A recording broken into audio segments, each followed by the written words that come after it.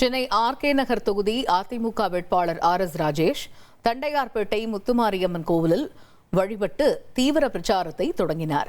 பின்னர் கீரை தோட்டம் உள்ளிட்ட பகுதிகளில் வீதி வீதியாக சென்று வாக்கு சேகரித்த அவர் குடிநீர், பட்டா உள்ளிட்ட பிரச்சினைகளுக்கு ஓராண்டிற்குள் தீர்வு காண்பேன் என்று கூறினார்.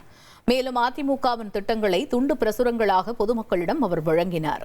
தொடர்ந்து தீவிர வாக்கு சேகரிப்பில் ஈடுபட்டு இரட்டை இலை சின்னத்திற்கு வாக்களிக்குமாறு கேட்டுக் கொண்டார்.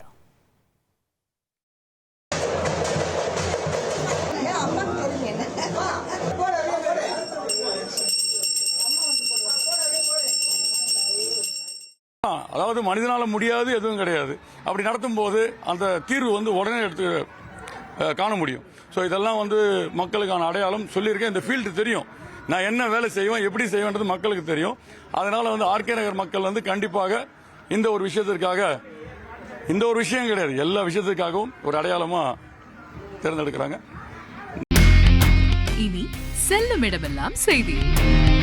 தந்தி டிவியின் வாட்ஸ்அப் சேனலை ஃபாலோ பண்ணினா செல்ல இருக்கும் இடமெல்லாம் செய்தி. இதோ QR கோட், இப்பவே ஸ்கேன் பண்ணுங்க, ஃபாலோ பண்ணுங்க.